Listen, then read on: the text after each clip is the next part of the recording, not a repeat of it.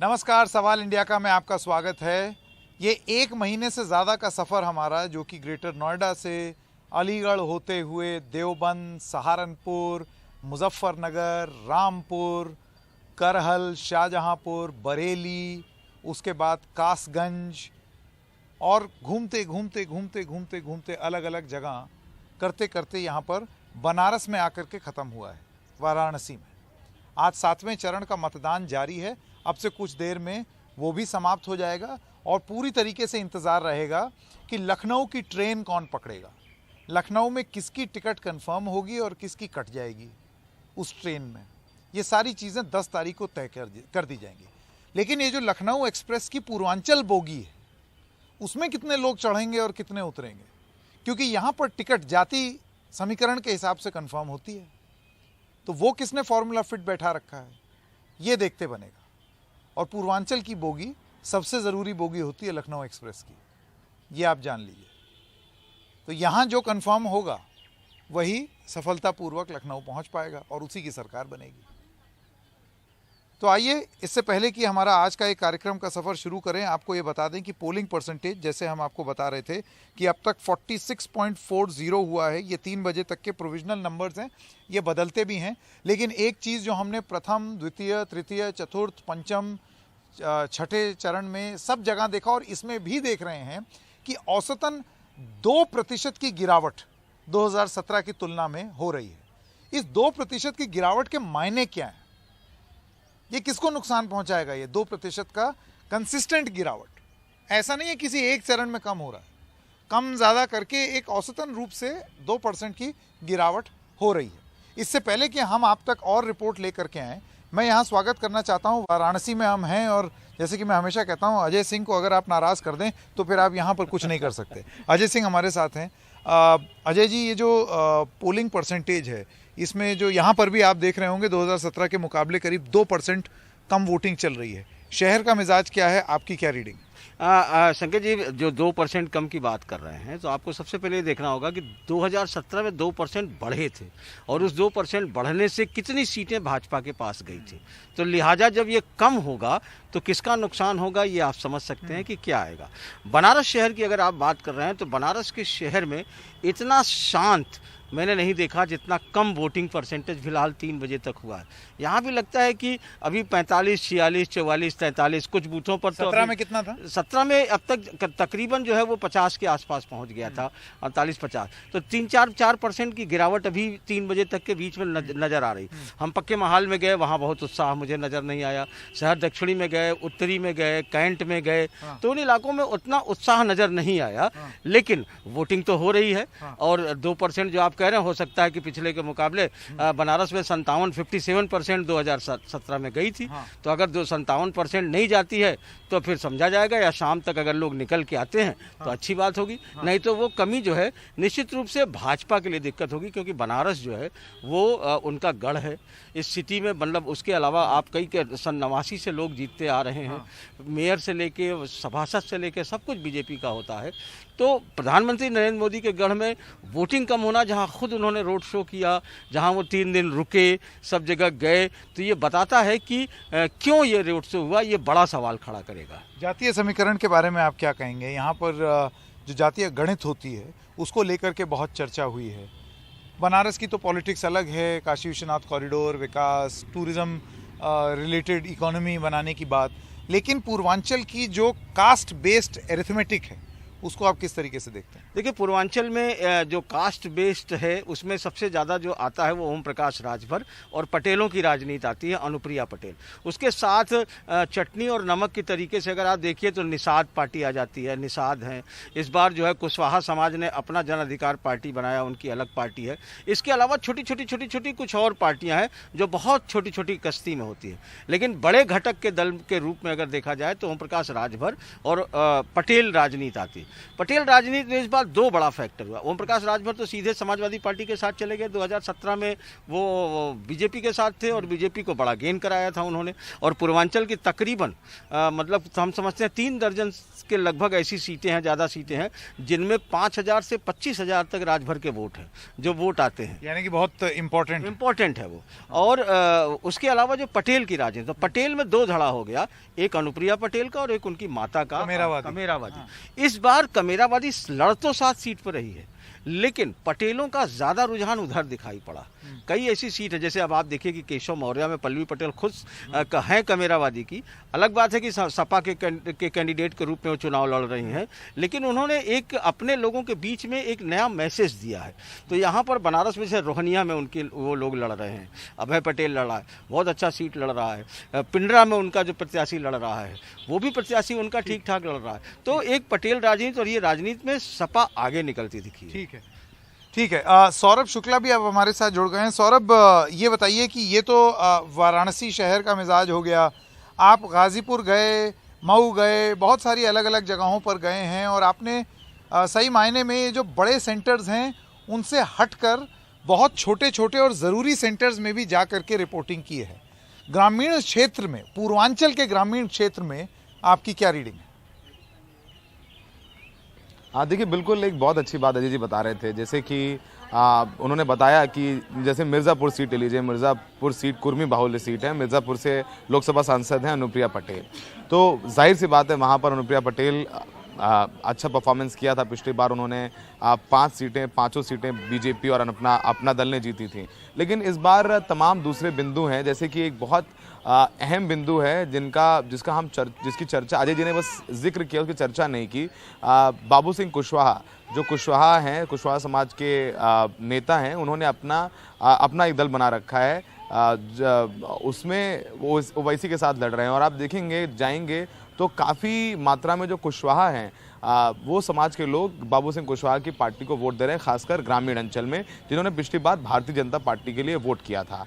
और इस बार उस कुशवाहा वोट बैंक में सेंध लगाने के लिए स्वामी प्रसाद मौर्य बहुत ज़्यादा प्रभावित भले ही ना कर रहे हों, लेकिन हाँ, जो कहा जाता है कि लगभग समाजवादी पार्टी 100 सीटें ऐसी थी जहाँ पर मार्जिन जो है 10,000 के नीचे या 15,000 के नीचे था, तो वो जो एक्स्ट्रा पुश है वो मिल सकता है। लेकिन यहाँ पर बीजेपी के साथ भी ऐसा लगता है, जैसा आप ये भी बोल रहे थे कि पल्लवी पटेल भले ही समाजवादी पार्टी के साथ में हो, उनका कमेरावादी गुट, लेकिन कुर्मी खासकर 7वें चरण में जो ये बेल्ट है, सोनभद्र, जौनपुर, मिर्ज़ापुर, बनारस, इसमें कुर्मी कहीं ना कहीं बीजेपी के साथ नजर आते हैं। यहाँ मल्ला अच्छी खासी तादाद में है, मल्ला संजय निषाद के साथ बीजेपी का गठबंधन है उनके साथ है, और बीजेपी को लगता है कि ये कॉम्बिनेशन साथ में मुफ्त अनाज उनके लिए काम कर जाएगा। लेकिन अगर हम बात करें, अगर हम आज मऊ में या गाजीपुर में हम दिन भर घूमते रहे, साफ तौर पर समझ में आ रहा है कि वो जो जातियाँ हैं वो बहुत प्रोमिनेंटली पहले बोलते नहीं थी, अब ये बोल रहे हैं कि हम परिवर्तन चाहते हैं, हमारा आरक्षण मारा गया।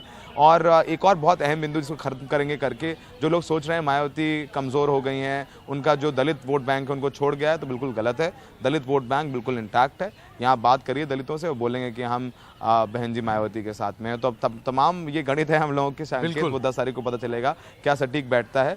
लेकिन बहुत दिलचस्प और जाति आधारित वोट पूर्वांचल में हो रहा है। बिल्कुल, हाँ, एकदम। और देखिए, ऐसा है जैसे कि हम लोग कल यहाँ नाव पर बैठ करके भी चर्चा कर रहे थे, 22% बसपा के, करीब 22% सपा के, लेकिन उसके बाद 39%, करीब 40% बीजेपी के, जिसकी वजह से 325 सीटें हो गई। इस बार 2% वोटिंग कम हुई है। और अगर बटता है वोट शेयर बराबर, बीजेपी का जो लॉस है वो बराबर सपा और बसपा में बट जाता है, ऐसे में उसका प्रभाव सीट्स पर कितना पड़ेगा ये देखना बहुत ज़रूरी होगा।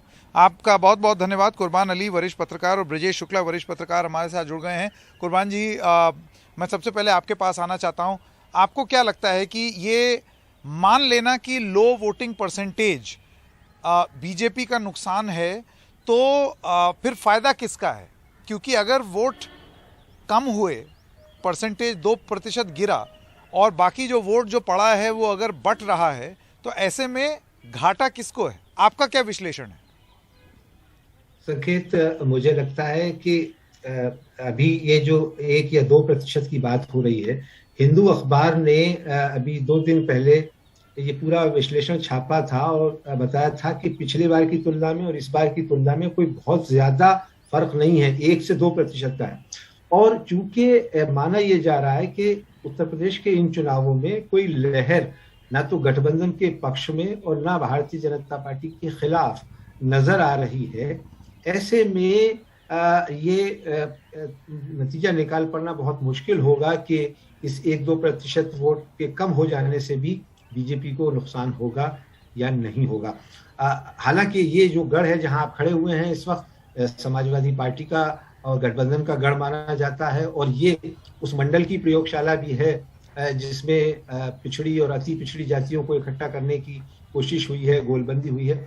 लेकिन ये भी नहीं भूलना चाहिए कि ये बीएसपी का भी गढ़ रहा है, और पिछले बार की तुलना में पिछले बार के चुनावों में बीएसपी ने ही यहाँ ज्यादा वोट हासिल किए थे, तो उसको भी एक तरह से राइट ऑफ नहीं किया जा सकता। और ये फिर मुकाबला बाइपोलर नहीं है, तो इस ट्रायंगुलर कॉन्टेस्ट में या 4 कॉर्नर कॉन्टेस्ट में सीधे तौर पे बीजेपी को फायदा होता है, ऐसा मुझे लग रहा है। जी शुक्ला जी, आपका क्या विश्लेषण है?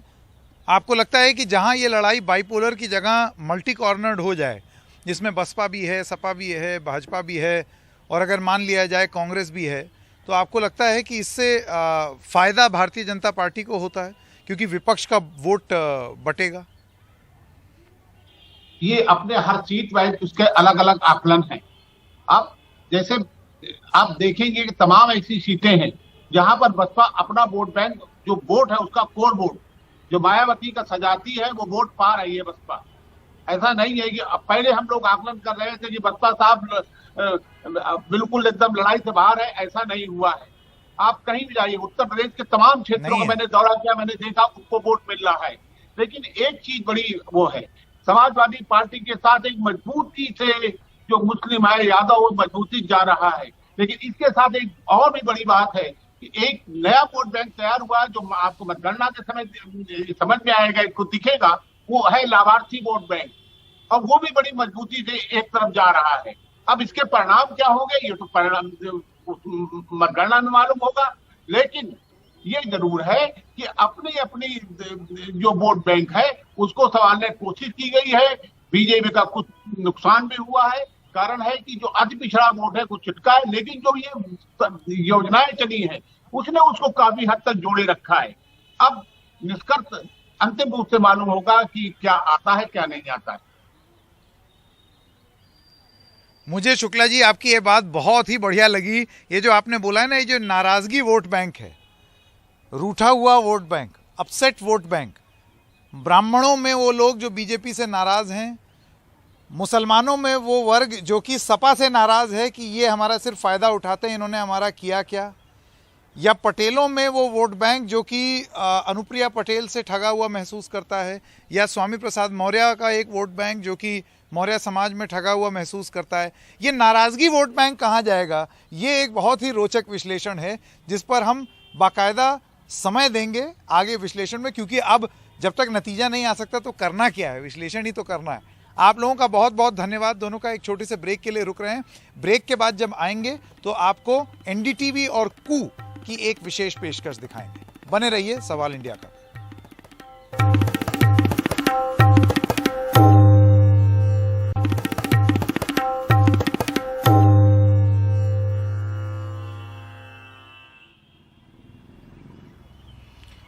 तो आपका स्वागत है एक बार फिर से, और अब कू ऐप और एनडीटीवी की ये विशेष पेशकश जिसमें हम आपको बताते हैं कि कू पर क्या कमेंट्स आए हैं। तो गौरव भाटिया हैं, प्रवक्ता भारतीय जनता पार्टी के, उत्तर प्रदेश से ही ताल्लुक़ रखते हैं। उन्होंने लिखा है, भारतीय जनता पार्टी की आतंकवाद के खिलाफ जीरो टॉलरेंस नीति है, लेकिन समाजवादी पार्टी और बसपा आतंकवाद जैसे गंभीर मुद्दे पर चुप्पी साधे हुए हैं। इसके बाद ये बयान है संजय सिंह, सांसद हैं आम आदमी पार्टी के। वो लिखते हैं, क्या यूपी चुनाव में खुलेआम धांधली की तैयारी चल रही है? गुजरात पुलिस चुनाव ड्यूटी पर है और योगी को जिताने आई है।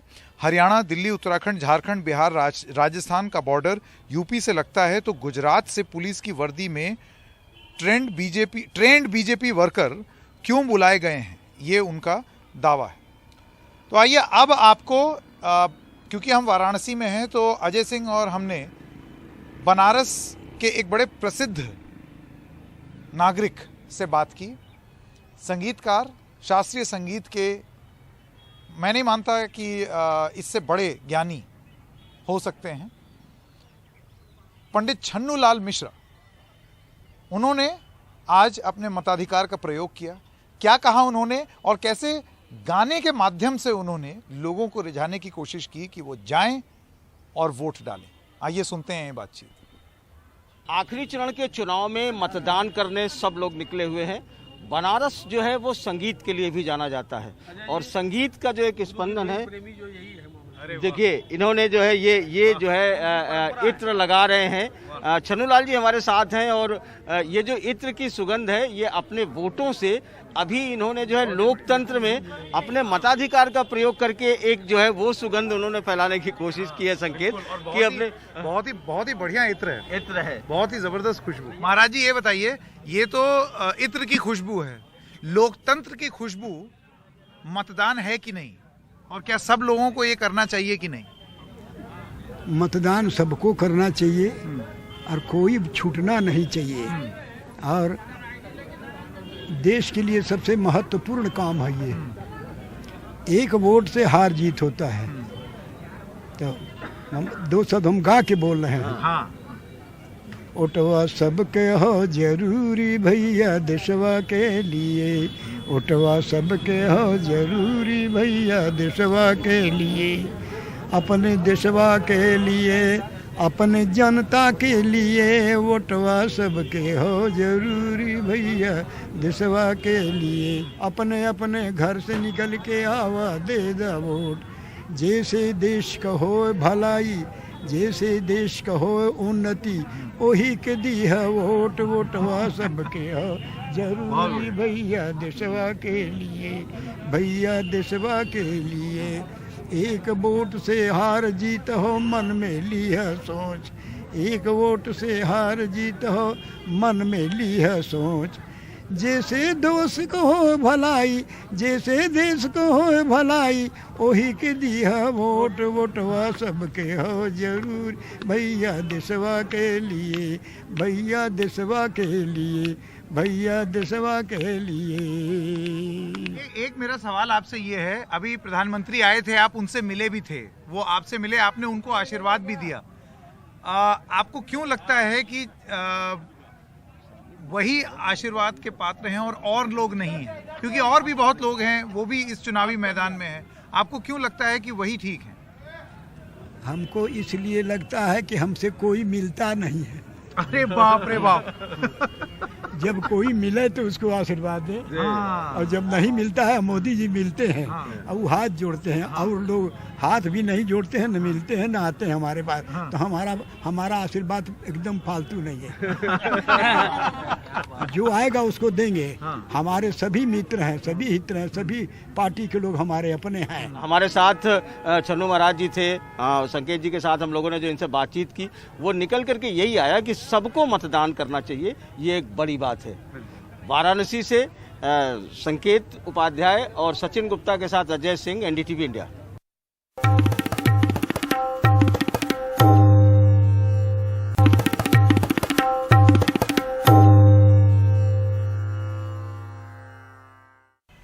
और सवाल इंडिया का में आपका एक बार फिर से स्वागत है और आइए अब आपको सुनाएं एक खास बातचीत। वो मुख्य आचक, मुख्य पुजारी काशी विश्वनाथ मंदिर के, ये वही मंदिर है जिसमें काशी विश्वनाथ कॉरिडोर बना, प्रधानमंत्री तमाम बार आए, पोस्टर वोस्टर लगा दिया और ये बताया कि बनारस का कितना विकास हुआ है। ये देखो, उस मंदिर के जो मुख्य पुजारी हैं पंडित श्रीकांत मिश्रा, उनका क्या कहना है। और उनसे एक सवाल मैंने ये पूछा कि आप जब इतने सारे बड़े बड़े नेताओं, राजनीतिक प्रतिद्वंदियों, सब की आप पूजा कराते हैं, तो कहीं ऐसा तो नहीं होता ये लोग आपसे नाराज हो जाते हैं कि भाई इसकी पूजा करा दी, मेरी ना कराओ? सुनिए उन्होंने क्या बोला।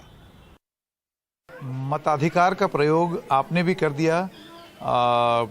आज आपको लगता है कि ये एक ऐसी चीज़ है जो संदेश बाबा की इस नगरी में हर किसी तक जाना चाहिए कि बाद में फिर शिकायत ना करना, आज दिन है, वोट कर दो।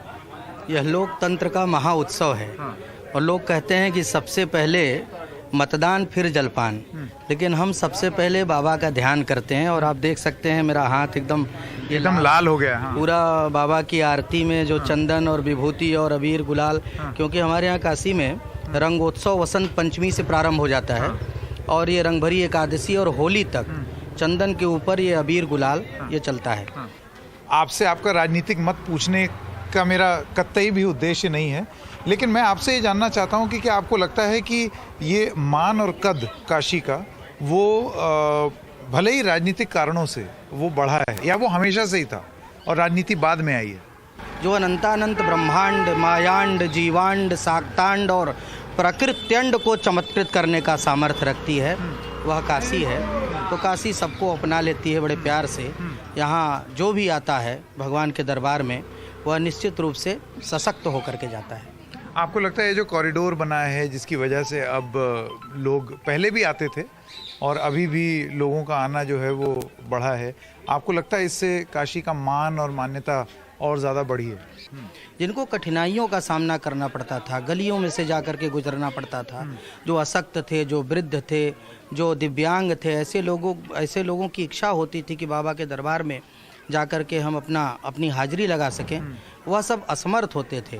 आज श्री काशी विश्वनाथ धाम जो 2000 स्क्वायर मीटर के दायरे में सिमटा हुआ मंदिर था, वह 52,000 स्क्वायर मीटर से ज़्यादा के क्षेत्रफल में भव्य और दिव्य नव्य स्वरूप में यहाँ पर हम सबके समक्ष आया है।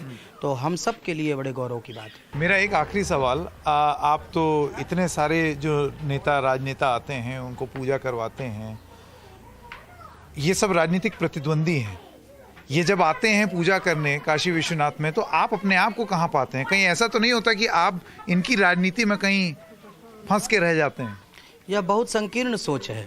अगर ऐसा कोई सोचता है, क्योंकि मेरा जो दायित्व है वहाँ पर वो मैं कोई राजनीतिक व्यक्ति नहीं हूँ। आप मुख्य याचक होने के नाते आप भी सबका स्वागत करते हैं कि चाहे कोई भी आए या कुछ भी सोचे, आप सिर्फ बाबा के दर्शन करवाएंगे लेकिन किसी एक के होकर के नहीं रहेंगे। और अगर कोई एक कल्पना करे तो नहीं, क्यों होकर रहेंगे भाई? हम तो स्वतंत्र हैं, हम तो बाबा के अर्चक हैं, हमारे ऊपर कोई राजनीतिक मुहर तो लगा हुआ नहीं है कि मैं किसी पार्टी विशेष का व्यक्ति हूँ।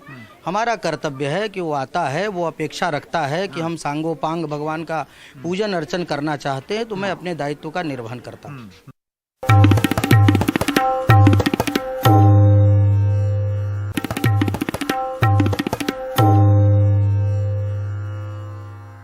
और सवाल इंडिया का मैं आपका एक बार फिर से स्वागत है। और आइए अब आपको एक बातचीत सुनाते हैं एक कवि से जो कि अजय सिंह ने उनसे बात की है।